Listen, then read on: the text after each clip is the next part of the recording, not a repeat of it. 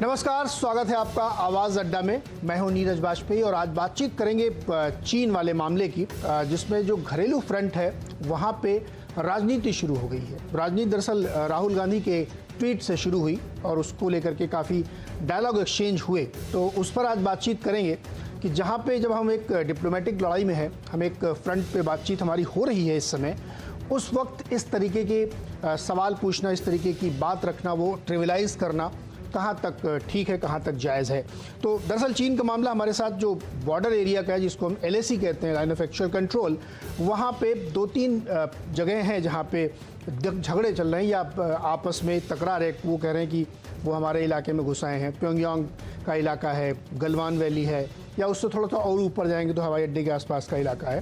तो ये एक विवाद का विषय बना हुआ है। लेकिन ऐसे में घरेलू स्थिति में जहाँ पे सबको एकजुट होना चाहिए, वहाँ राजनीति नहीं करनी चाहिए। इसमें राजनीति इसलिए मैं कह रहा हूँ क्योंकि जब आप को एक ऐसे सेंसिटिव इशू पे सवाल पूछना है तो आप प्रधानमंत्री कार्यालय चले जाइए, उनसे पूछ लीजिए, या रक्षा मंत्री से मिल लीजिए, उनसे पूछ लीजिए। ट्विटर पे सवाल पूछना कितना जायज़ है, आज इस पर थोड़ी बातचीत करेंगे और विषय को समझने की कोशिश करेंगे। परिचय आपको हम करा दें, हमारे साथ जो है संबित पात्रा जी हैं, भारतीय जनता पार्टी के राष्ट्रीय प्रवक्ता हैं। कांग्रेस के राष्ट्रीय प्रवक्ता गौरव वल्लभ जी हैं। विवेक काटजू जी हैं, पूर्व राजनयिक हैं और इस तरीके के डिप्लोमेटिक इश्यूज़ को बहुत अच्छे से हमें समझाते हैं। सुशांत सरीन जी हैं, स्ट्रेटजिक एक्सपर्ट हैं, हमारी पोजीशनिंग क्या है उसको उनसे समझेंगे। और साथ ही रिटायर्ड ब्रिगेडियर विजय सागर धीमान जी हैं, जो डिफेंस एक्सपर्ट हैं, और उनसे भी समझेंगे कि हमारी पोजीशनिंग कितनी मजबूत है और हम किस स्थिति में वहाँ पे हैं। आप सबका बहुत बहुत स्वागत है। लेकिन इससे पहले कि मैं चर्चा आगे बढ़ाऊँ, आप लोग एक को बाइट सुनवाते हैं जो संचार मंत्री रविशंकर प्रसाद जी की है, संचार मंत्री और कानून मंत्री। उन्होंने राहुल जी के ट्वीट पे एक सवाल उठाया कि भाई इस वक्त ये सवाल पूछना कितना जायज़ है। इस बाइट को सुन लीजिए, उसके बाद चर्चा शुरू करते हैं। राहुल गांधी को इतनी तो समझदारी होनी चाहिए कि चीन के साथ सामरिक संबंधों पर ट्विटर से सवाल नहीं पूछा करते। कम से कम चुनौती भरे मामलों में, विदेश नीति में, क्या वो खुलकर इस तरह से सवाल पूछना उनका लाजिमी है क्या?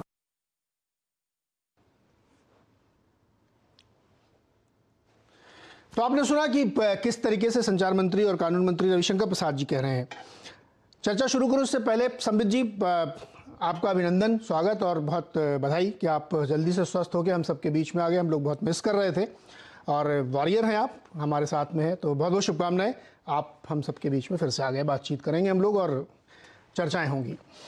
लेकिन सवाल पहला मैं गौरव वल्लभ जी से पूछूंगा। गौरव वल्लभ जी, जो बात राहुल गांधी जी ने ट्वीट पे रखी, ये एक तरीके से थोड़ा सा नासमझी कहा जाएगा कि इतने सेंसिटिव इशू पे जहां पे बातचीत चल रही है, दोनों देशों के बीच में बहुत सेंसिटिव बात है, ये विवाद कई बार उठते हैं, उस वक्त आप इसको ट्विटर पे पूछ रहे हैं।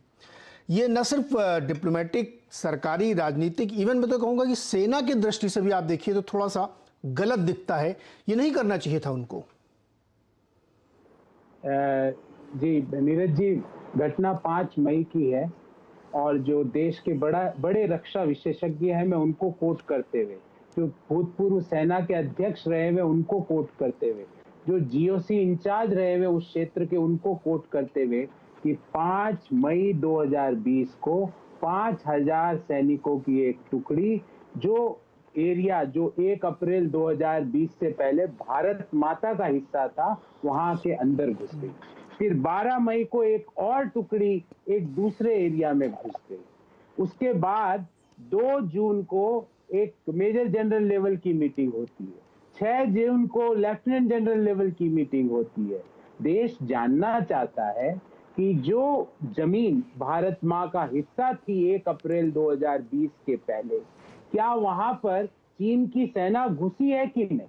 अब आपने कहा ट्विटर पर नहीं पूछना चाहिए, तो आप मुझे बताइए नीरज जी, संसद चल नहीं रही, आप और कोई माध्यम नहीं है, हम वैसा भी नहीं कर सकते जो माननीय प्रधानमंत्री जी ने किया था जब बंबई में पाक समर्थित आतंकवादी घुस गया था, तो वहां बंबई के गेटवे ऑफ इंडिया पे आके माननीय प्रधानमंत्री जी ने प्रेस कॉन्फ्रेंस करी थी। हम वैसा तो कर नहीं सकते क्योंकि हम समझते हैं कि ये बहुत इंपॉर्टेंट और सीरियस मैटर है।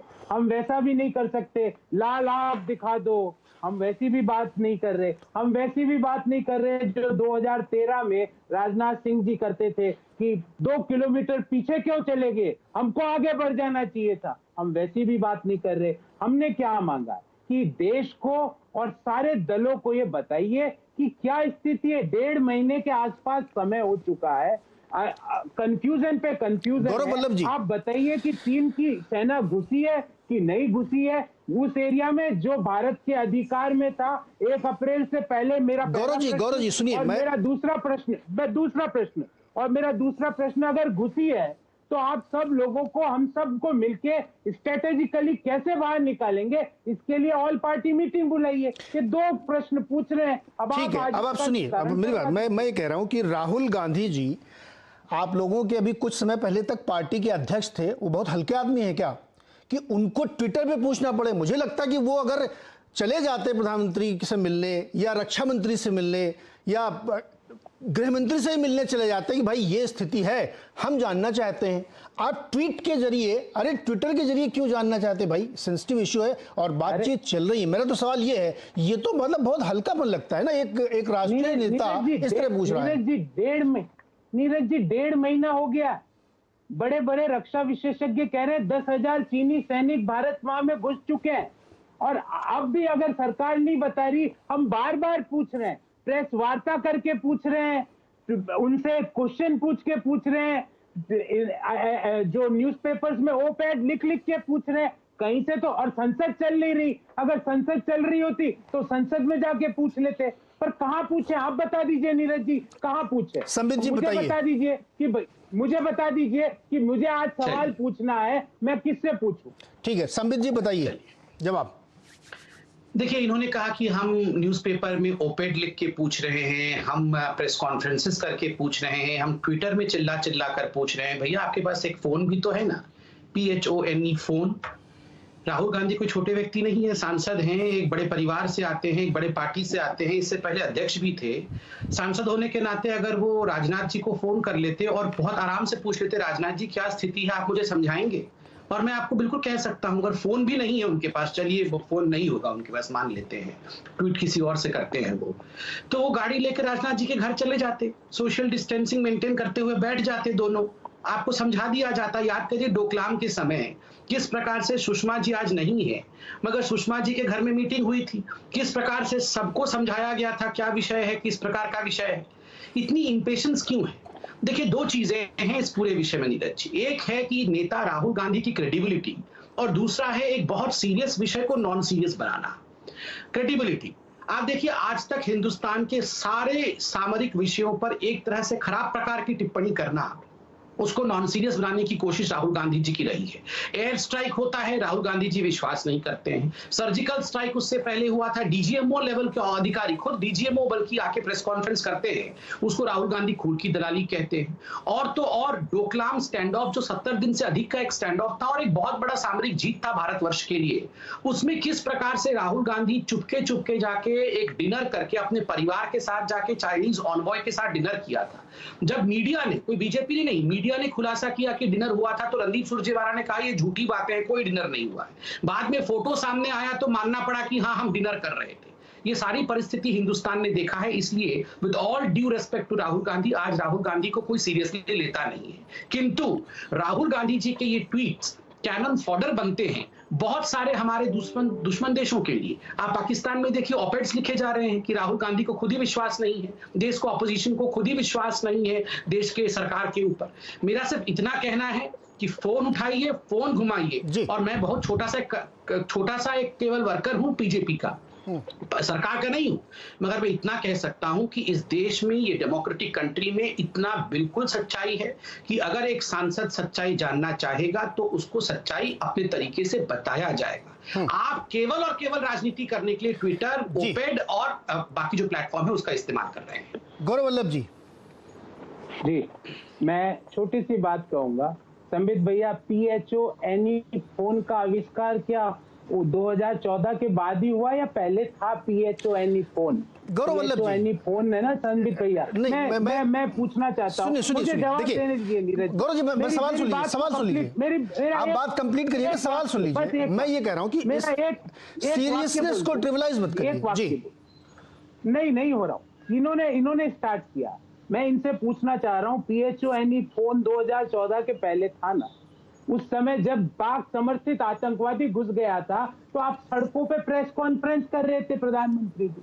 PHONE फोन था ना, तो राजनाथ जी उस समय के मनमोहन सिंह जी के पास जाके क्यों नहीं पूछ सकते थे? वो चुनावी रैली में लाल आंख दिखा देंगे, लाल आंख दिखा के बर्बाद कर देंगे, 2 किलोमीटर पीछे क्यों चले गए? ये बातें वो PHONE फोन से कर सकते थे ना संबित। ये फोन आज ही क्यों याद आया? दूसरी बात, क्रेडिबिलिटी की बात करें संबित भैया। क्रेडिबिलिटी आप तो खुद अभी स्वास्थ्य लाभ लेके आए हो, भयंकर महामारी से निपट के आए हो ना संबित भैया। राहुल गांधी जी ने 12 फरवरी को कह दिया था, और उस समय चेत जाते ना संबित भैया तो आपको अस्पताल में भर्ती नहीं रहना पड़ता, 3.25 लाख केस भी नहीं होते संबित भैया। गौरव वल्लभ जी, क्रेडिबिलिटी एकमात्र लीडर है। अब एक सवाल सुन लीजिए, उसके बाद मैं संबित से जवाब लूंगा। नहीं, मैं देखिए गौरव जी सुनिए, संक्रमण नीचे, गौरव वल्लभ जी सवाल ले लीजिए। नहीं देखिए, सुनिए, मेरा सवाल ध्यान से सुनिए। मैं सिर्फ इस पक्ष में हूं कि हम लोग भी जब कोई ट्वीट करते हैं तो हम एक चैनल में नौकरी करते हैं, हमारी एक जिम्मेदारी है, हमारी लायबिलिटी है, तो हम लोग बहुत ध्यान रखते हैं कोई ऐसी चीज मेरे लिखने से ना चली जाए जिससे अनावश्यक विवाद हो जाए, बवाल हो जाए, या मैं किसी एक्ट का उल्लंघन कर दूं। आप इतने बड़े नेता हैं, बातचीत हो रही है, आप सोचिए वो जो सैनिक वहां पे खड़े हैं भारत के, उनके मन में क्या होगा कि हम यहां जान लगा के अपनी लड़ाई कर रहे हैं, अपनी सीमा की रक्षा कर रहे हैं, और अंदर राजनीति हो रही है, वो भी ट्विटर में। सर ये गलत है। आप उसको 2013 ले जाएंगे तो हम मैं 2062 ले जाऊंगा, फिर नहीं, बात कहां रुकेगी फिर? नहीं, मैं इसलिए कह रहा हूं ना, तो एक इस समय जो परिस्थिति है उस पर रहना चाहिए कि आप फोन कर लेते, मिल लेते राजीव गांधी। अगर राहुल गांधी जी बड़े नेता हैं तो फिर वो उसमें इनको क्या दिक्कत थी भाई जी? मैं तो ट्वीट पे पूछूंगा, हर इशू ट्रिविलाइज करूंगा, ये गड़बड़ है ना ये सर। सेना का एक तरीके से आप लोग मनोबल तोड़ने वाला काम कर रहे हैं। जी जवाब देता हूं। संबित जी ने कहा पाकिस्तान में ओपेड लिखे जा रहे हैं। संबित भैया हिंदुस्तान में ओपेड नहीं कहा मैंने। नहीं, भारत में ओपेड लिखे जा रहे हैं। प्लीज, मैंने पाकिस्तान को ओपेड कहा ही नहीं। कहा मैंने पाकिस्तान के ओपेड को? इन्होंने कहा, आप देख लीजिएगा। अगर नहीं कहा तो मैं अपना वाक्य वापस लेता हूँ, कोई लड़ाई। इन्होंने कहा भारत में ओपेड लिखे जा रहे हैं। सीधी सी बात है संबित भैया, मुझे बता दो कि 1 अप्रैल 2020 के पहले जो भारत माँ के अधीन भूमि थी वहां पे चीन के सैनिक है कि नहीं? क्योंकि भूतपूर्व सेना के अध्यक्ष, बड़े बड़े रक्षा विशेषज्ञ, लेफ्टिनेंट जनरल के लेवल के, चलिए जवाब ले लेते हैं। सभी छोटा जवाब दीजिए, फिर मैं दूसरे लोग मेहमान के पास जाऊंगा। नीरज जी बस एक लाइन और। आपने कहा कि वो चले क्यों नहीं जाते? नीरज जी 20 दिन से पूछ रहे हैं, उनका भी तो कर्तव्य है कि वो बुला के बोलते, ऑल पार्टी मीटिंग करा देते। आजकल तो वर्चुअल मीटिंग होती, बड़े बड़े ऑफिस। सभी जवाब दे दीजिए। आपका ऑफिस, मैं भी आज वर्चुअली बात कर रहा हूं, राजनाथ जी वर्चुअली क्यों नहीं कर लेते? सभी जवाब। ठीक है, मुझे समझ में नहीं आता है कि वाकई कांग्रेस पार्टी में इस प्रकार की एक बैंक्रप्सी ऑफ माइंड है या ये इस प्रकार की एक्टिंग कर रहे हैं। वर्चुअल मीटिंग करके चाइना के विषय को इनको समझाया जाए। आप समझ रहे हैं किस प्रकार से पूरे विषय का खिलवाड़ बनाया जा रहा है? वर्चुअल मीटिंग करके you don't compromise the strategy of the country. यहाँ एक्सपर्ट्स बैठे हैं, हम तो क्या है, हम तो दूध पीते बच्चे हैं इनके सामने। जो बड़े बड़े लोग बैठे हैं वो आपको इन्फॉर्म करेंगे। ये वर्चुअल मीटिंग से इन्फॉर्म नहीं होता है। अगर किसी प्रकार से जानकारी लेनी होती तो राहुल गांधी जी जाते, जानकारी दी जाती, छुपाया नहीं जाता। नंबर 1। नंबर 2, देखिए आप यहाँ एक्सपर्ट्स बैठे हैं, आप इनसे पूछिएगा। मैं अभी 3-4 दिन पहले एक ओपेड पढ़ रहा था कि डोकलाम का जब स्टैंड ऑफ हुआ तो चाइना को लगा था कि इंडिया इसमें बोलना शुरू करेगा, मगर इंडिया का जो साइलेंस और पेशेंस था, that was the key of success of India. China बोल रही थी वहां पे, चाइना की मीडिया उस पर लिख रही थी, मगर इंडिया ने जिस प्रकार से चुप्पी साधते हुए अपना काम उसने किया, वो एक बहुत बड़ा सामरिक जीत बन के उभरा और पूरा विश्व उसका तारीफ करता है आज।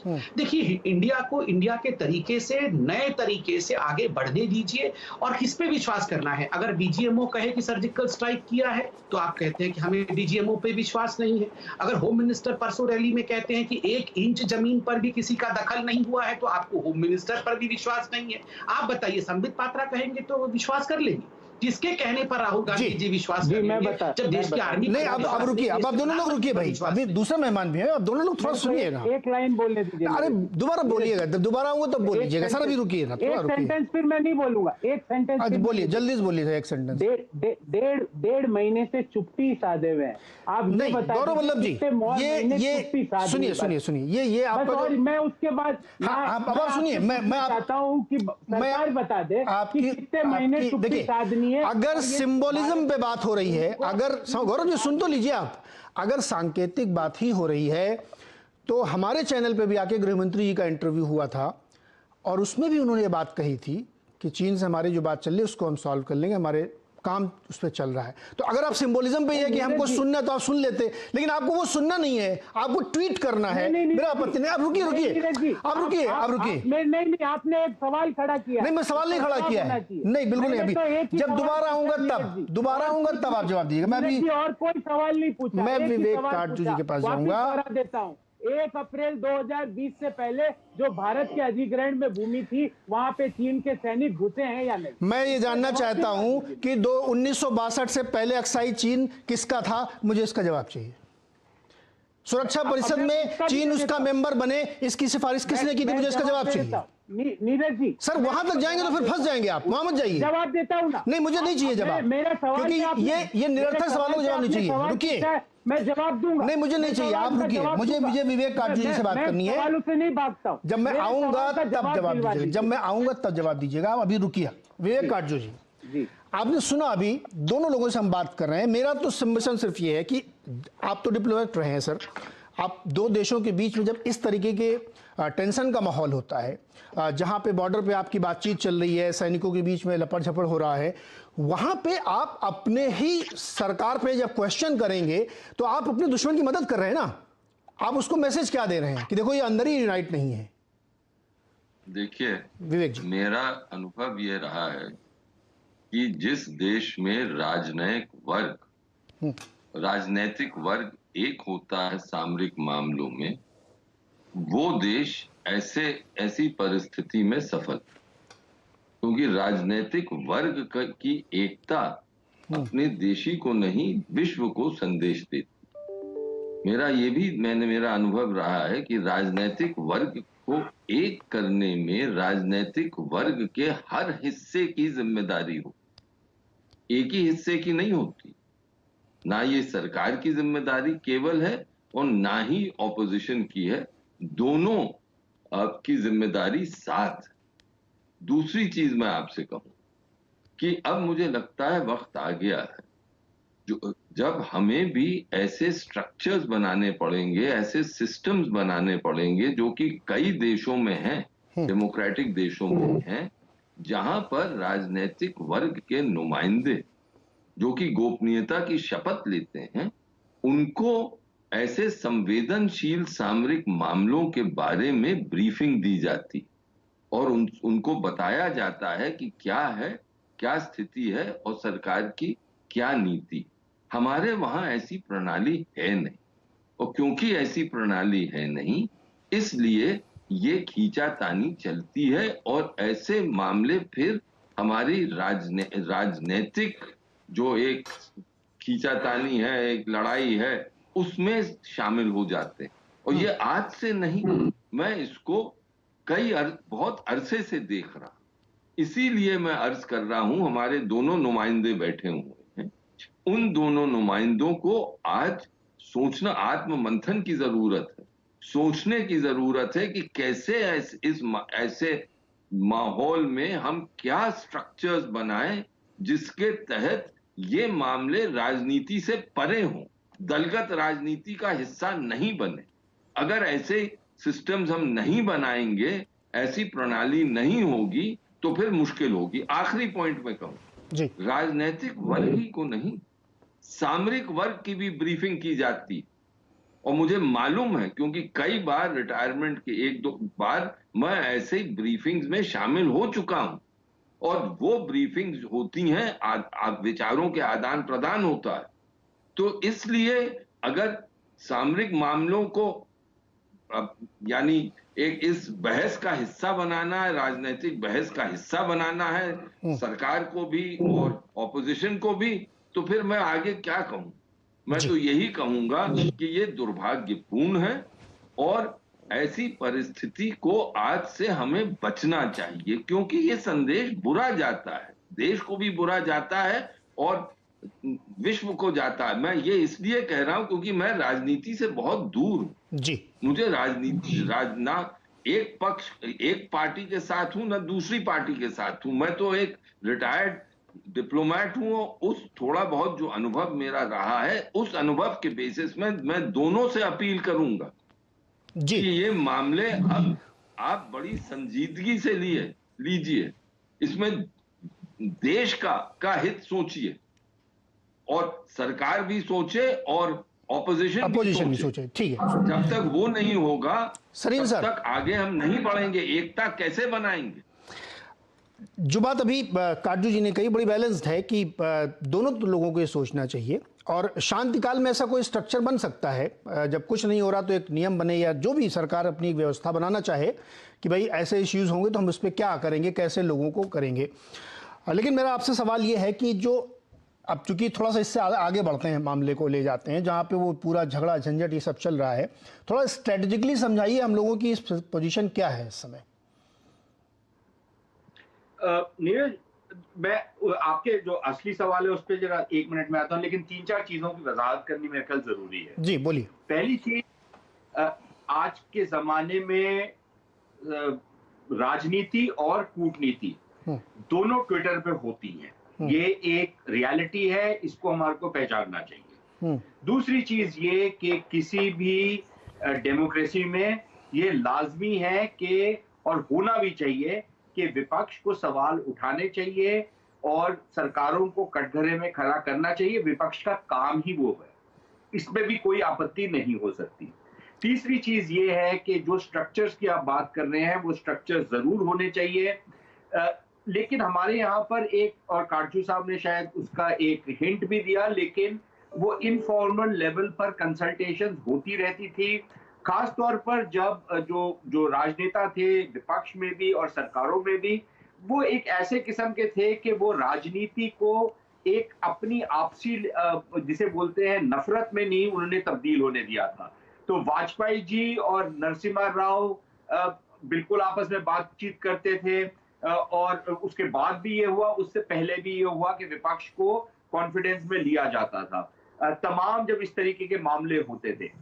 चौथी चीज ये कि ये भी हमारे को मान लेना चाहिए, एक वास्तविकता है जिसको हम उसको दुर्भाग्यपूर्ण कहें या जो मर्जी कहें, लेकिन कहीं ना कहीं पे कुछ ना कुछ राजनीतिकरण तो जरूर होगा। अब वो राजनीतिकरण का कितना फायदा होता है, कितना नुकसान, ये एक अलग बहस है, क्योंकि जौन सी चीज पे गौरव वल्लभ बात कर रहे थे कि जब पाकिस्तानी घुसपैठी आए थे मुंबई में और वो कहर ढा रहे थे तो बीजेपी ने उसका राजनीतिकरण किया था, लेकिन उनको ये भी याद रखना चाहिए कि उसी के चंद दिनों के बाद जो चुनाव हुए थे उसमें बीजेपी का क्या हशर हुआ था। और अक्सर हमने ये देखा है कि जब आप इस तरीके के और जिस तरीके से आपने सवाल उठाए हैं, सवाल उठाने चाहिए लेकिन उसका भी एक तरीका होता है, और लेकिन जिस तरीके से आपने सवाल उठाए हैं, अगर आप चुनावों के समय पर इस तरीके से सवाल उठाएंगे तो जो जनता का रोष है वो सरकार के खिलाफ नहीं जाएगा, आपके खिलाफ जाएगा। तो ये भी एक लेकिन ये इनकी मर्जी है कि कैसे अपनी राजनीति करना चाहते हैं। एक दो चीजें और कहूंगा, जिन जनरल साहब का ये उदाहरण दे रहे थे वो वही जनरल साहब हैं जिनको इनके कार्यकाल में उनकी नौकरी से निकाला गया था क्योंकि उनको इनकन्वीनियंट पाया गया। और उन जनरल साहब के अगर आर्टिकल इन्होंने अच्छी तरह पढ़ा हो तो वो एक बड़ा स्पेकुलेटिव आर्टिकल है। मेरी असेसमेंट ये कहती है, आपकी असेसमेंट वास्तविकता नहीं है, वास्तविकता वो है जो वहां पर ग्राउंड पर है। आपकी असेसमेंट से ना तो चीन की फौज ना भारत की फौज हिल रही है, तो उसमें भी प्रॉब्लम है। और फाइनली गौरव वल्लभ जी ने एक जगह कहा कि 5000 सैनिक अंदर आ गए, दूसरी जगह कहा कि 10,000 सैनिक अंदर आ गए। एक बारी बता देंगे कितने हजार सैनिक अंदर आए हैं, और उसमें एक प्रॉब्लम सरकार की तरफ से है। और ये सिर्फ इस सरकार का नहीं, तमाम जो भारत के राजनेता हैं उनकी ये प्रॉब्लम है कि जब वो कोई सेंसिटिव बात करते हैं, सेंसिटिव मुद्दे पे बात करते हैं, तो जो एक प्रिसिशन होनी चाहिए लैंग्वेज की, जो एक सटीकता होनी चाहिए भाषा की, उसका इस्तेमाल नहीं करते। और यही इस बार हुआ जब रक्षा मंत्री जी ये कहते हैं कि अच्छी खासी तादाद में चीनी सैनिक आ गए हैं। अरे कहां आए ये तो बताते। आपने ये नहीं बताया कि वो अपने लाइन ऑफ कंट्रोल की अपनी तरफ है, लेकिन बिल्कुल eyeball to eyeball confrontation है। तो दुनिया ने जिसने जो उसका मतलब निकालना था वो उसका मतलब निकाला, चाहे वो वास्तविकता पे उसकी बुनियाद थी या नहीं थी। तो ये एक प्रिसिशन इन लैंग्वेज, पता नहीं है इतने सीनियर राजनेता हैं इनको क्यों नहीं आता।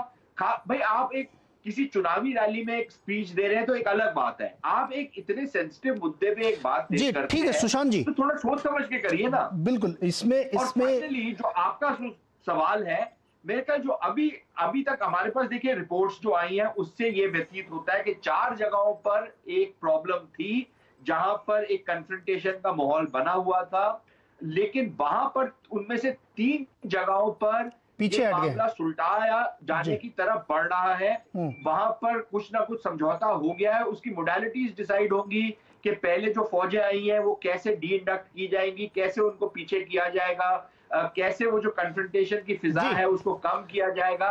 अभी 3 जगहों पर तो ये समझौता या इसकी तरफ बात बढ़ रही है।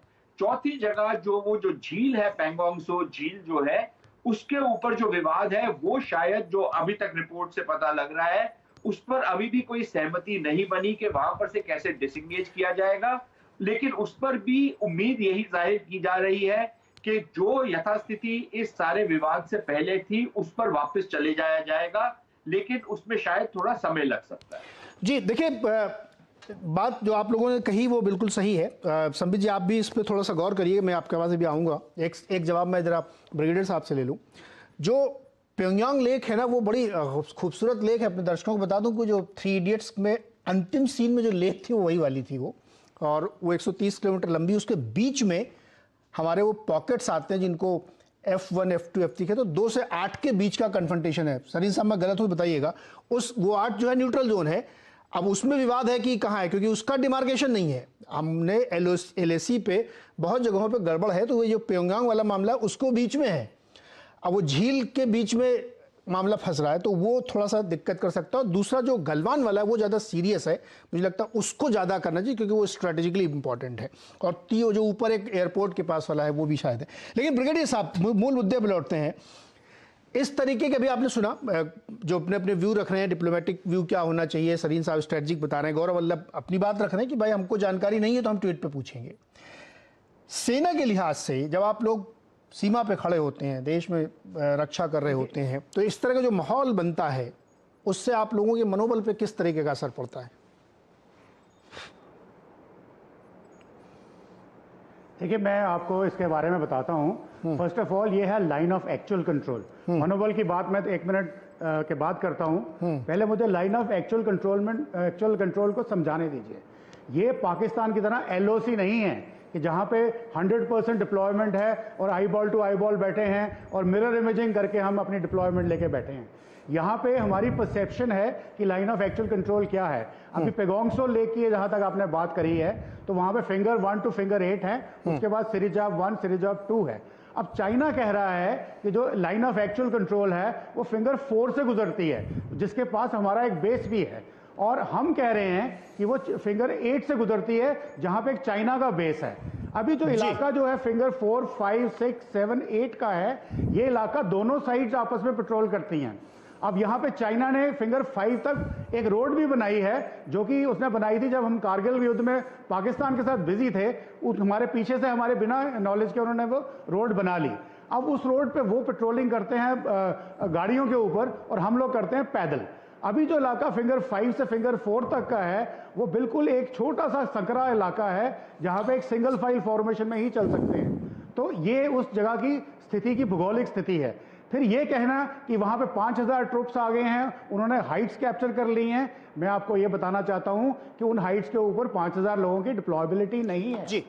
तो ये अगर किसी ने कहा है तो वो गलत कहा है। फिर ये बोलना कि वहां पे इंटेलिजेंस फेलियर था, वो जानबूझ के चोरी छिपे आ गए, वो भी नहीं हो सकता, क्योंकि ये हम नॉर्दर्न बैंक की बात कर रहे हैं। सदर्न बैंक पे भी हमारी डिप्लॉयबिलिटी है, जहां से नॉर्दर्न बैंक बिल्कुल सीधा दिखता है। सर मूल नंबर प्रश्न 2, बताइए जी। हमें बताया गया कि कुछ सामरिक विषयों के बारे में कुछ मैकेनिज्म होने, जी मैकेनिज्म्स होने चाहिए, यस मैकेनिज्म होने चाहिए, बट उससे पहले मैं ये कहता हूं कि जब आपके पास कोई किस्म के मैकेनिज्म नहीं है, आप एक आम नागरिक हैं जहां पे आपकी कोई जिम्मेदारी सीधे सीधे नहीं बनती है, तो क्या आप अपना मुंह बंद नहीं रख सकते? आप खामखा एक सोशल मीडिया के ऊपर बोल रहे हैं कि इतनी ज्यादा फिगर्स आ गई हैं और इसका मतलब यह है कि हमारी जो आर्मी है वो कुछ नहीं कर रही, क्या वहां पे वो ऐसे बेवकूफे बैठे हुए हैं?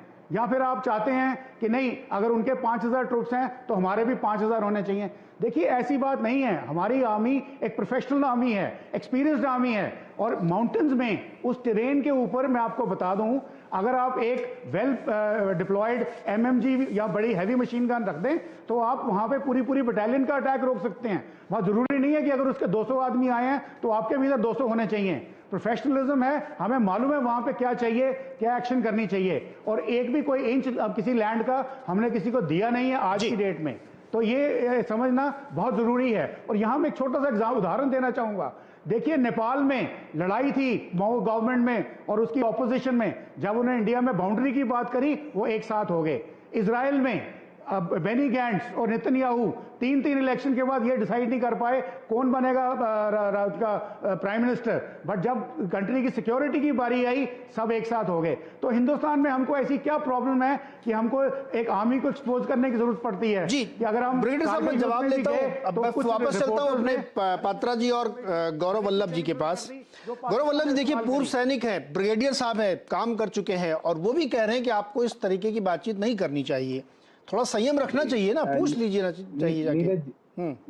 नीरज जी, मैं अपनी बात चालू करूं। काटजू साहब ने कहा, सरीन साहब ने कहा, बिल्कुल सही, से पूर्णतः सहमत हूं। हाँ, 1% भी उनसे असहमति नहीं, क्योंकि वो डिप्लोमेसी समझते हैं, वो स्ट्रेटेजिक और डिफेंस इश्यूज समझते हैं। उन्होंने क्या कहा कि रक्षा मंत्री जी ने कहा अच्छी खासी संख्या, एक असेसमेंट।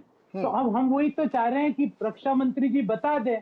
हम भी जो नंबर कोट कर रहे हैं वो पुराने जो रक्षा विशेषज्ञ है या सेनाध्यक्ष रहे हुए हैं या जीओसी। अच्छा गौरव वल्लभ जी, मुझे ये बताइए। एक मिनट नीरज जी, हाँ। बीच में मत बोलिए, बीच में हम भी तो उन्हीं के डाटा कोट कर रहे हैं। मेरे पास तो कोई डाटा है नहीं, मैं तो उन्हीं का डाटा कोट कर रहा हूँ। कांग्रेस पार्टी की तरह हिंदुस्तान के करोड़ों लोग वो लेख पढ़ रहे हैं। एक सेंस ऑफ इनसिक्योरिटी है। रक्षा मंत्री जी आपके शो में आके क्यों नहीं बोल देते कि भैया 1 इंच भी जमीन 1 अप्रैल 2020 के पहले जो हमारे अधिग्रहण में थी वहां पर चीन की सेना नहीं है, खत्म हो गई बात। क्यों नहीं प्रधानमंत्री जी एक ऑल पार्टी मीटिंग बुला के डिस्कस करके सारी वस्तु स्थिति बता दे और खत्म हो गई बात। रही बात जो ब्रिगेडियर साहब ने कहा, मैं तो उनको सैल्यूट करता हूँ। ब्रिगेडियर साहब, पूरा देश साथ में है, कोई भी एक भी बच्चा चीन के साथ में नहीं है, और हमने हर बार चीन को मतलब बड़ी से बड़ी लड़ाई लड़ी है, भले ही वो 2013 में जब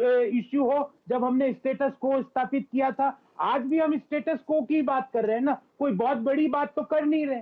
आप हमारी प्रश्नों का उत्तर क्यों नहीं दे रहे? कभी कहा जाता है, आप ठीक कभी कहा जाता है। नीरज जी आप बात सुनिए, नीरज जी बात सुनिए, नीरज जी एक मिनट, बार बार कहा जाता है, बार कहा जाता है कि ट्विटर पे सवाल क्यों पूछा जाता है। अरे भाई, ट्विटर पे नहीं पूछे तो कहाँ पूछे? प्रेस कॉन्फ्रेंस कर ली, ट्वीट कर दिए, एक ऑल पार्टी मीटिंग करके पूरे देश को अवगत क्यों नहीं करा देते? 1.5 महीना हो गया। जो गौरव वल्लभ जी, आप 5 मई को वही काम आप भी कर रहे हैं जो राहुल जी कर रहे हैं। ब्रिगेडियर साहब आप क्या कहना चाह रहे हैं? वो गलत, ब्रिगेडियर साहब आप क्या कहना चाह रहे हैं? बोल रहे हैं तो उनको जवाब दे दीजिए। ब्रिगेडियर साहब आप क्या कहना चाह रहे हैं? नीरज जी मेरी बात सुनिए। हाँ, क्या कह रहे हैं आप?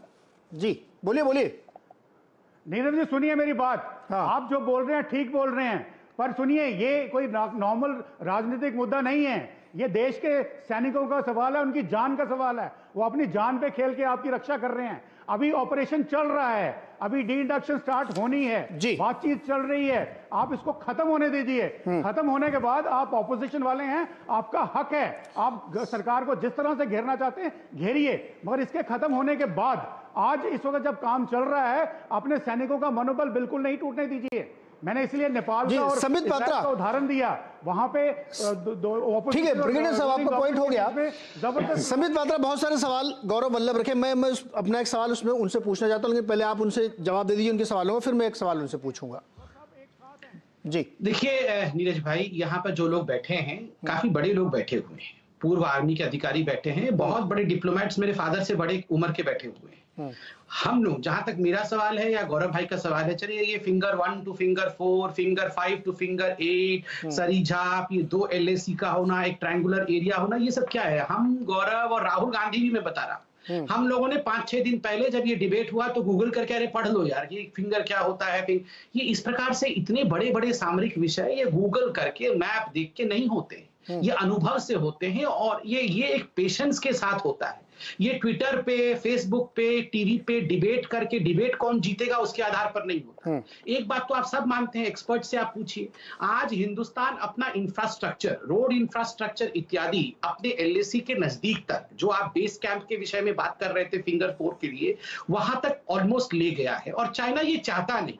मैं ये कोई मुझे आकाशवाणी नहीं हुई है, मैं भी ओपेड्स इत्यादि पढ़ के जान रहा हूं कि हम अच्छा कर रहे हैं अपने इंफ्रास्ट्रक्चर को लेकर, और चाइना नहीं चाहता है हम इंफ्रास्ट्रक्चर बनाएं, इसलिए एक तरीके से एक कॉन्फ्रंटेशन की स्थिति पैदा करने की कोशिश कर रही है। बहुत लोग ये कह रहे हैं कि कोविड की स्थिति पूरे विश्व में ऐसे है कि चाइना गिरता हुआ नजर आ रहा है, तो उससे डाइवर्शन टैक्टिक्स इस्तेमाल कर रहा है। ऐसे में हमें कम से कम देश में तो एक होना चाहिए, नंबर 1। नंबर 2, बिल्कुल सही कहा काटजू जी ने कि ऐसी कोई हमारे पास आज कोई स्ट्रक्चर या मैकेनिज्म नहीं है जिसमें हम सब बैठकर बात कर सके, आपस में एक दूसरे को इन्फॉर्म कर सके। अब नहीं है, ये भविष्य में बनेगा। 70 साल तक बन नहीं पाया तो क्या आज हम चौराहे पे खड़े होकर लड़ना शुरू कर दे? और तीसरी बात मैं बता दूं, जब ये स्ट्रक्चर बनेगा तो ये लड़ाई शुरू हो जाएगी कि स्ट्रक्चर में इंक्लूडेड कौन कौन होंगे। मैं बता रहा हूँ, JNU भी बोलेगा कि नहीं हम भी टुकड़े टुकड़े गैंग वाले भी उसमें इंक्लूड होने चाहिए, हमको भी ब्रीफिंग दो आप। ऐसे नहीं होता है साहब, इतने बड़े बड़े विषय पर सर्जिकल स्ट्राइक करने से पहले कोई सबको बुला के ऑल पार्टी मीटिंग करके कि कल रात को हम सर्जिकल स्ट्राइक करेंगे, बताना मत किसी को। ऐसे इतने बड़े बड़े स्ट्रेटेजिक विषय नहीं लिए जाते। और लास्ट में यहाँ रिटायर्ड ब्रिगेडियर साहब बैठे हैं, देखिए हम क्या जानते हैं, जो ब्रिगेडियर साहब वहां इतने ऊंचे हाइट में, ठंड में, गर्मी में सब सह के झेल के जो लोग बोल रहे हैं, कुछ तो जान के चलिए, कुछ तो मान के चलिए। अपने प्रधानमंत्री पर विश्वास करिए, अपने गृह मंत्री पर विश्वास करिए, अपने रक्षा मंत्री पर विश्वास करिए। और रक्षा मंत्री ने जिन शब्दों का प्रयोग किया, उन्होंने कहा LAC ऑफ देयर साइड, उसको भी मिस रिप्रेजेंट किया गया कि LAC क्रॉस करके हम इधर आ गए हैं। बाद में इसका क्लैरिफिकेशन PIB ने दिया। और लास्ट में एक बहुत गंभीर बात कर रहा हूं, इसको आप अन्यथा मत लीजिएगा। देखिए ये जो ओपेड इत्यादि लिखा जाता है, नैरेटिव फ्लोटिंग की जाती है, आप सुशांत सरीन जी से पूछिए, मैं किसी व्यक्ति का नाम नहीं ले रहा हूं, मगर ये जो 5000 10,000 लोगों की बात आई है, एक व्यक्ति है तथाकथित एक्सपर्ट है, वो एक्सपर्ट कुछ दिन से पेडल कर रहा है कि 5000 आ गए, फिर कह रहा है 10,000 आ गए। देखिए ये लोग वेपन एक्सपर्ट्स भी थे, इनका एक बहुत बड़ा लॉबी काम करता है। जब इनके लॉबी के ऊपर अटैक होता है, जब इनके इंटरेस्ट को अटैक होता है, ये किसी देश के नहीं होते हैं, वो उस लॉबी के होते हैं। वो प्रयास करते हैं कि देश के स्ट्रेटेजी को भी डिमीन करे ताकि इनके इंटरेस्ट सॉल्व हो। ये सारी चीजों को ध्यान में रख के सरकारें काम करती है। ये केवल तू मैमे का विषय नहीं है, मैं उनका नाम नहीं ले रहा हूं, मगर यहाँ एक्सपर्ट्स बैठे हैं, वो एक्सपर्ट्स जानते हैं मैं किसका नाम ले रहा हूं, नहीं लेते जी। अच्छा, मैं यहाँ पे एक छोटा सा ब्रेक ले रहा हूँ। कहना चाहता हूँ नीरज जी, मुझे एक शब्द कहने का मौका दें। बोलिए काटजू जी, बोलिए, फिर उसके बाद ब्रेक लेता हूँ मैं। बोलिए काटजू जी। देखिए जो स्ट्रक्चर्स की मैं बात कर रहा हूं और संबित जी ने उसका जिक्र भी किया, उसमें ऑपरेशनल बातें नहीं डिस्कस होती। ऑपरेशनल बातें जितनी हैं वो तो अब खुफिया हैं, वो तो खुफिया रहनी है। लेकिन उसमें जो मंशा है ऑपोजिशन, जो सामरिक जो हमारा दुश्मन है, उसकी क्या मंशा है, उसके क्या मंसूबे हैं, हमें क्या दिख रहा है, स्ट्रेटेजिकली कैसा आगे बढ़ रही है, उस पर आज ब्रीफिंग होती और उससे फायदा होता है। तो ये मैं क्लैरिफाई करना चाह रहा था, ये मेरा मतलब नहीं है। अच्छा, उसमें शामिल कौन होंगे? वो शामिल जो हैं वो संजीदगी से डिसाइड होता है, वो लोग होते हैं जो कि रिस्पॉन्सिबल ऑपोजिशन के होते हैं। वो बन सकती है ऐसा स्ट्रक्चर, उसमें हर चीज, बहुत चीजों में ऐसे स्ट्रक्चर्स बने हैं, कोई ऐसी इसमें ऐसी बात नहीं है। और मेरा पूर्ण विश्वास है कि अब वक्त आ गया है। सही है कि 70 साल से नहीं बने, लेकिन अब इस पे विचार करना ही होगा। क्या ये तू मैं हमेशा चलती रहेगी सामरिक मामलों? फिर से आवाज अड्डा में आज चर्चा का विषय यह है कि जो एक राहुल गांधी जी ने ट्वीट किया, उस ट्वीट के बाद बवाल हुआ, और विषय यह है कि इस तरीके के सेंसिटिव इशू में क्या ऐसे बातचीत करनी चाहिए, ऐसे सवाल पूछने चाहिए। बहुत सारी बातें अभी संबित पात्रा जी ने कही। गौरव वल्लभ, मेरा सवाल यह है कि क्या ये प्रयास नहीं होना चाहिए था? अक्सर राहुल गांधी जी कई गंभीर विषयों पर ट्वीट कर देते। अभी आपने कोरोना को उदाहरण दिया, उधर मत जाइएगा क्योंकि वो डिबेट कोरोना पर नहीं ले जाना चाहता मैं, लेकिन ये ऑप्शन हमेशा रहता है कि आप या तो पूछ लेते, जाके बात कर लेते, या आप थोड़ा वेट कर लेते क्योंकि ऑनगोइंग प्रोसेस है। वही बात संबित बार बार कह रहे हैं कि ऐसे संवेदनशील चीज़ों में बहुत सारी चीज़ें नहीं बतानी जा सकती जब तक कि वो कुछ हिलने न लग जाए। जी, उसका उत्तर तो काटजू साहब ने दिया, उसके बारे में मुझे सर व्यवस्था है नहीं ना, पर मैं मेरी बात तो जब वो स्ट्रक्चर व्यवस्था है नहीं तो क्या करें? आपने जब सवाल पूछा तो वो जेएनयू पाकिस्तान, देखो बहुत गंभीर मुद्दा है, इधर उधर जाने से कुछ फायदा नहीं होगा, देश का मुद्दा है। मुद्दा ये है, मैं बार बार ये पूछ रहा हूँ, और जो सरीन साहब ने भी बोला कि मुद्दा ये है कि आप, रक्षा मंत्री जी ने बोला अच्छी खासी संख्या, वो बता दे कितनी संख्या। हम तो रक्षा मंत्री जी की बात सुनने को बेताब हैं, पूरा देश बेसब्री से इंतजार कर रहा है। प्रधानमंत्री जी बोल दे कि भैया कोई चीनी नहीं घुसा है, 1 अप्रैल 2020 के पहले की जो स्टेटस है वही स्टेटस आज भी है, कोई चीनी नहीं घुसा। हम तो उनके वचनों का बेसब्री से इंतजार कर रहे हैं, वो वचन बोल क्यों नहीं रहे? और आपने कहा कोई, संबित जी ने कहा एक व्यक्ति, संबित जी जीओसी कमांड, जो कमांड रहे हुए व्यक्ति, लेफ्टिनेंट जनरल रहे हुए व्यक्ति अगर कोई लेख लिखते हैं संबित जी, तो आप उनको नजरअंदाज नहीं कर सकते। मैं तो नहीं कर सकता क्योंकि मैं उनकी इज्जत करता हूं। पूर्व सेनाध्यक्ष रहे हुए लोग अगर कुछ बात बोलते हैं तो उनको नजरअंदाज नहीं किया जा सकता। देश आपका बेसब्री से इंतजार कर रहा है, और आप कह रहे हैं ट्विटर पे क्यों? सरीन साहब ने जवाब दे दिया कि भैया बड़ी बड़ी चीजें बड़े बड़े देशों में, डेवलप्ड कंट्रीज में ट्विटर पर हो रही है, और मैं आपको कह रहा हूं संसद चल नहीं रही है, तो क्या करें? अब मैं तो ऐसे PHONE TWI ऐसी बातें करने से कोई फायदा नहीं है। मुद्दा एक ही है, मेरा एकमात्र सवाल है, मेरा सवाल ये है कि मेरी भारत माँ की जो भूमि, जो भारत के अधीन थी 1 अप्रैल 2020 के पहले, क्या वहां पर आज चीनी की सैनिक है कि नहीं? बस मुझे और कुछ नहीं समझना इसके बारे में। संबित जी, देखिए, इन्होंने कहा कि पीएम एक बार क्यों नहीं बोल देते हैं, हम बेसब्री से इंतजार कर रहे हैं। क्यों नहीं एक बार राजनाथ जी बोल देते हैं, हम बेसब्री से इंतजार कर रहे हैं। अरे परसों तक गृह मंत्री ने बोला है कि 1 इंच भी जमीन पे कोई नहीं आया है, तो क्यों नहीं मान लेते हैं? ये पीएम की बातों पे विश्वास करते हैं। मैं तो कह रहा हूँ, डीजीएमओ ने प्रेस कॉन्फ्रेंस करके कहा था सर्जिकल स्ट्राइक कर दिया है, ये तो बोलते डीजीएमओ और आर्मी झूठी है, बीजेपी की आर्मी है, बीजेपी के डीजीएमओ है, इसलिए सर्जिकल स्ट्राइक के लिए बोल रहे हैं। एयर स्ट्राइक के लिए भी ऐसे ही बोल रहे थे, खून की दलाली शब्द का इस्तेमाल कर लिया था। देखिए, मैं यहाँ इनको समझाने नहीं बैठा हूं, बहुत समझाना हो गया। कुतर्क को कभी तर्क नहीं दिया जा सकता है। इसका अर्थ ये नहीं है कि हम देश के लिए, देश की सेना का मनोबल और देश के लिए काम करना बंद कर दे। भारत अपना काम करता रहेगा। एक बहुत बड़ी क्रेडिबिलिटी हिंदुस्तान ने इस दौरान, इन 6 वर्षों में देखा है। मैं नहीं कह रहा हूं कि कांग्रेस ने अच्छे काम नहीं किए, बहुत अच्छे काम किए। कितने युद्ध हमने कांग्रेस के सरकार के समय जीते हैं। बांग्लादेश के युद्ध के समय किस प्रकार से वाजपेयी जी इंदिरा गांधी के साथ कंधे से कंधे मिलाकर खड़े थे, ये पूरे हिंदुस्तान ने देखा है। इस प्रकार हम राजनीति नहीं करते थे। और जहां तक अभी का विषय है, बिल्कुल सही बात है, डोकलाम में जिस स्टैंड ऑफ समाप्त हुआ था, पूरा देश जाना था कि स्टैंड ऑफ समाप्त हुआ है, क्या किस प्रकार से समाप्त हुआ है, सब कुछ बताया गया था, ब्रीफ किया गया था। पेशेंस धरिए, देखिए, श्रद्धा और सबूरी। आप श्रद्धा हिंदुस्तान की आर्मी पर, श्रद्धा हिंदुस्तान के लोकतांत्रिक सरकार पर, ये देश की जनता ने विश्वास के साथ सरकार को चुना है, श्रद्धा हिंदुस्तान के डिप्लोमैट्स पर रखिए। नंबर 2, सबर रखिए, सबूरी मतलब सबर रखिए। ये रोज स्कूल की बच्चों की तरह कमीज खींच के बताओ ना, बताओ ना, बताओ ना, ऐसे नहीं होता है साहब। This is diplomacy. ये बताओ ना ऐसे 24 घंटे नहीं चलता है। ठीक है, आपको लगता है ट्विटर बहुत महत्वपूर्ण है, आप ट्वीट करते रहिए। हम लोग बहुत पेशेंस और धैर्य के साथ काम करेंगे। जी ब्रिगेडियर साहब, आप कुछ कहना चाहते, इशारा कर रहे थे आप। मैं कुछ बोलूं, मेरे को अनुमति है नीरज सर? एक मिनट, ब्रिगेडियर साहब कुछ कहना चाहते हैं, उसके बाद आपको बताता हूं। हाँ, मैं एक मिनट जी बोलिए ब्रिगेडियर साहब। देखिए, मैं ये जो कांग्रेस के प्रवक्ता यहाँ पे हैं, इनको मैं एक छोटी सी बात कहना चाहता हूँ कि आखिर ऐसी कौन सी इमरजेंसी है कि इनको पता होना चाहिए कितने सैनिक हैं।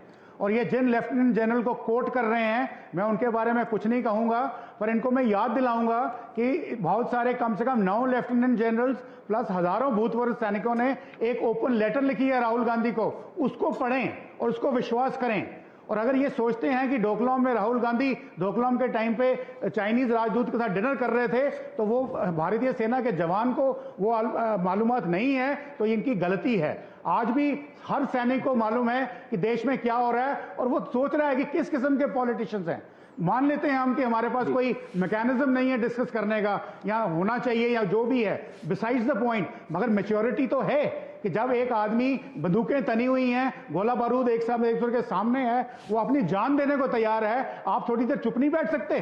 आपको क्या करना है जान के कि 5000 हैं कि 500 हैं? अगर वो जो काम है भारतीय सेना का, और वो वहां पे मैं बता रहा हूं इस वक्त नॉर्दर्न कमांड में लेफ्टिनेंट जनरल वाई के जोशी हैं, जो एक बहुत ही सुलझे हुए चाइना मामलों के जानकार हैं। सारी उम्र उन्होंने चाइना के साथ नौकरी की है, चाइना बॉर्डर पे या इवन चाइना के अंदर एज ए डिफेंस अटैची। उनको मालूम है क्या करना है, उनके ऊपर आपको विश्वास होना चाहिए। राहुल गांधी ये जो कहना चाहते हैं कि उनको टैक्टिक्स या ऑपरेशंस के बारे में उनसे ज्यादा मालूम है, उनको क्या करना है। अगर उनका मुख्य उद्देश्य सिर्फ ऑपोजिशन की तरह एक सरकार को घेरना ही है, तो मैं उनसे यह रिक्वेस्ट करूंगा आपके अपने कांग्रेस के प्रवक्ता से कि जब वो वापस राहुल गांधी के पास जाएं तो उनको बोलिए ये सब काम खत्म होने दीजिए। जब ये पूरी की पूरी बात खत्म हो जाएगी तब आप जो करना करिए। और इसी मामले में एक छोटी सी बात मैं बता दूं, 1962 की लड़ाई के बाद जो कांग्रेस गवर्नमेंट में हुई थी, उस डिबैकल की जो रिपोर्ट थी वो हेंडरसन ब्रूक्स और प्रेम भगत जो थे उन्होंने बनाई थी। वो रिपोर्ट आज तक डिक्लासिफाइड नहीं है, आज तक डिक्लासिफाइड नहीं है। हालांकि बीजेपी वाले भी उसकी मांग करते रहे थे, बट बीजेपी गवर्नमेंट जब आई है पावर में, उन्होंने भी इसको डिक्लासिफाई नहीं करा। इसका मतलब जो रक्षा मामले हैं ये बहुत ही संवेदनशील होते हैं, और इसमें छोटे बच्चों की तरह ट्वीट करना, या मैं कोई ज्यादा गंदे शब्द यूज नहीं करना चाहता, वो उससे बचना चाहिए। राहुल गांधी क्या, ठीक है ब्रिगेडियर साहब, हर एक नागरिक का सवाल पूछ लो। देखिए, एक सैनिक की मन की भावनाएं आप सुन रहे हैं, कब बोलना है, कितना बोलना है और क्या बोलना है। गौरव वल्लभ, एक सैनिक, एक पूर्व ब्रिगेडियर के मन की भावनाएं आप सुन रहे हैं। मैं आ रहा हूं सलीम साहब आपके पास भी आ रहा हूं। मैं ब्रिगेडियर साहब का पूरा सम्मान करता हूं, और मैं तो सारे हालांकि ब्रिगेडियर साहब एक लेफ्टिनेंट जनरल साहब जिनका मैं कोट कर रहा हूं उनका सम्मान नहीं करते, पर मैं तो सब सेना का, हर व्यक्ति का, तो फिर ये ब्रिगेडियर साहब आपको भी सैल्यूट। अगर आप सेना का सम्मान कर रहे हैं तो मेरी बात सुनिए, क्यों क्वेश्चन पूछ रहे हैं उसमें? जी नीरज भैया बात तो सुनिए, बोलने तो दीजिए। मैंने तो ये भी नहीं पूछा 5000, मैंने तो ये पूछा 1 अप्रैल 2020 के पहले जो भारत माँ की भूमि थी वहां। अरे गौरव वल्लभ जी, आपने एक चीज की रट लगा ली है, अब वो रट के आ गए, आप वही पूछ रहे हैं। उसका जवाब मैं भी दे सकता हूँ आपको कि जब कोई चीज ऑन द प्रोसेस है तो आप उसको क्यों पूछ रहे हैं उस पर? अगर ब्रिगेडियर साहब मुझे दे दें यहाँ बैठे सर जी, तो देखिए ये संतुष्ट हो जाऊंगा। मैं तो ब्रिगेडियर साहब की बात से भी संतुष्ट। ब्रिगेडियर साहब क्यों देंगे भाई? साहब की और मैं ब्रिगेडियर साहब ने सर, ये बिल्कुल वैसा ही सवाल है जिसका जवाब मैं एक देखिए गौरव जी, नहीं, सुनिए गौरव वल्लभ सर, ये बताइए कि आपको ये क्या क्यों पता करना है। मैं आपकी आवाज नहीं दबा रहा हूँ, लेकिन आप क्या है, एक चीज को लेके मैंने ऐसी जगह पड़ गए। मैं उसी सवाल को पूछ रहा हूँ सर, जब कोई चीज प्रोग्रेसिंग स्टेज में है उस पर बातचीत हो। अच्छा, मेरी बात का भी आप एक जवाब दे दीजिए, मेरी बात का जवाब दे दीजिए। सितंबर 1993 में क्यों नहीं तय कर दिया गया था नरसिम्हा राव से साइन करते समय कि ये हमारा डिमार्केशन है? बताइए क्यों नहीं तय किया गया था उस समय, जो आज विवाद न होता? अब मैं इसकी देखिए नीरज जी, मैं भी अभी सवाल काउंटर पूछ सकता हूँ कि माउंटेन स्ट्राइक कोर्प्स जिसमें 90,274 सैनिक की व्यवस्था यूपीए 2 ने करी थी, और जिसमें 64,670 करोड़, मैं इसीलिए कह रहा हूँ ना आपसे, उसको बंद क्यों किया? कि जब आप फंस जाते हैं तो फिर आप दूसरी तरफ चले जाते हैं। एक सिंपल सा सवाल मैंने पूछा कि नरसिम्हा राव ने जब वो तय किया था तो उस समय ये एम्बिग्यूटी क्यों छोड़ दी थी? आप मेरी बात ही नहीं सुन रहे। मैं कह रहा हूँ क्यों सुनूंगा, क्योंकि आप फिर कुतर्क में पहुंच जाते हैं। ब्रिगेडियर साहब आज शो में बोल दीजिए ना कि जो 2020 अप्रैल के पहले। सुशांत जी, मैं आपके पास आता हूँ। देखिए ये मुद्दे को बार बार हम उस तरफ नहीं ले जाना चाहते कि क्या है डिपोट, लेकिन मुद्दा जो है कि अगर एक सेंसिटिविटी है, सेना का आदमी भी कह रहा है कि भाई जब ऑन द प्रोसेस है, अब चीजें हो जाए, फाइनल हो जाए तो आप पूछ लीजिएगा। मैं तो ये कह रहा हूं कि आप कह रहे हो कि प्रेस कॉन्फ्रेंस में नहीं बता रहे हैं, ओपेड लिख रहे हैं तब नहीं बता रहे हैं, एक कोई पूर्व जनरल लिख रहे हैं तब नहीं बता रहे हैं। आपने प्रयास किया उनसे डायरेक्ट पूछने का? अगर वो समय न देते कि नहीं मैं मिलना नहीं चाहता राहुल गांधी से, तो आपका बड़ा वैलिड क्वेश्चन होता ये। नीरज, हम कई चीजों को मिक्स करते हैं। आपका सवाल जो है वो बिल्कुल ठीक है, और इसमें शायद सरकार भी पहल कर सकती थी, लेकिन अगर विपक्ष थोड़ी सी संजीदगी का मुजाहिरा करे तो शायद सरकार भी उसको एंगेज करेगी। लेकिन अगर विपक्ष भी सिर्फ व्यंग कसे या चुस्कियां ले तो शायद सरकार भी संकोच करती है। या अगर उनको ये हो कि यार अभी अगर एक सेंसिटिव मामला है, अभी अगर हम विपक्ष से बात करेंगे तो ये इसका राजनीतिकरण और ना करें और हालात और ना खराब हो, तो वो बात समझ में आती है। लेकिन मैं बहुत विनम्रता से डिसएग्री करूंगा जो ब्रिगेडियर साहब कह रहे हैं, खास तौर पर हेंडरसन ब्रूक्स रिपोर्ट। अब हमारे को ये बता दिया जाए कि 1962 में एक जंग हुई, आज कितने 50 साल से ज्यादा हो चुके हैं, उससे 50 साल से 55-56 साल हो चुके हैं, 58 साल। अब कितने 200 साल के बाद रिपोर्ट आप बताएंगे हमारे को, ताकि उसकी कोई सेंसिटिविटी नहीं रहेगी। क्यों हम ये रिपोर्ट्स को दबाते हैं? क्योंकि जितना हम ये रिपोर्ट्स को दबाते हैं उतना हमको जो रिफॉर्म करने की जरूरत होती है हम नहीं करते।